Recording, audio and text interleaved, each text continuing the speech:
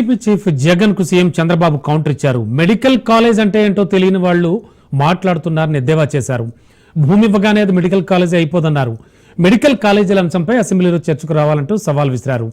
అసెంబ్లీకి వచ్చి చర్చిస్తే ఈ అంశంలో అసలు ఎవరేం చేశారో తేలిపోతుందన్నారు. వైసీపీ నేతలకు అసెంబ్లీకి వచ్చి చర్చించే దమ్ముందంటూ ఛాలెంజ్ చేశారు ఆయన. అసెంబ్లీ సమావేశాలలో ఇప్పుడు నేను ఇంతసేపు ప్రజెంటేషన్ ఇచ్చాను. ఇచ్చిన ఇంతసేపు ప్రజెంటేషన్ నాకు అసెంబ్లీలో కూడా ఈ మాదిరిగా ఇవ్వగలిగితే ప్రజల సమస్యలు బయటకు వస్తాయి. 175 మందిలో నువ్వు ఒక ఎమ్మెల్యేవు, నీకు ఇంతే సమయం ఇస్తాం 5 నిమిషాలు అందరితో పాటు, దాంట్లోనే నువ్వు చెప్పాలా అని అంటే ఎవరు చెప్పగలుగుతాడు, ఏమని చెప్పగలుగుతాం?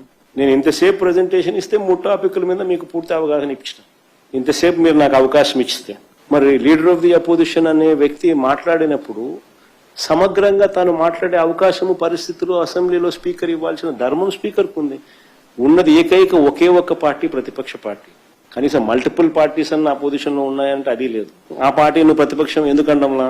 ఎంతమంది ఎమ్మెల్యేలు ఉన్నా కూడా ఆ ప్రతిపక్షానికి ఒక నాయకుడు అనే ఉంటాడు, ఆటోమేటిక్ గా ప్రతిపక్ష నాయకుడు అవుతాడు. సభా అధ్యక్షునితో సమానంగా మైక్ ఇవ్వాల్సి వస్తుంది. ప్రతిపక్ష హోదా అడగకుండా అసెంబ్లీకి రావాలని అవునా కాదా అని అడుగుతున్నా, లేకపోతే రాజకీయాలకు అర్హురా ఇలాంటి వాళ్ళని అడుగుతున్నాను మిమ్మల్ని.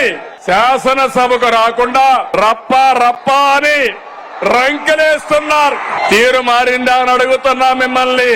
రప్ప అంటే ఇక్కడ చూస్తూ ఊరుకో ఉండడానికి ఇక్కడ ఉండేది CBN పవన్ కళ్యాణ్.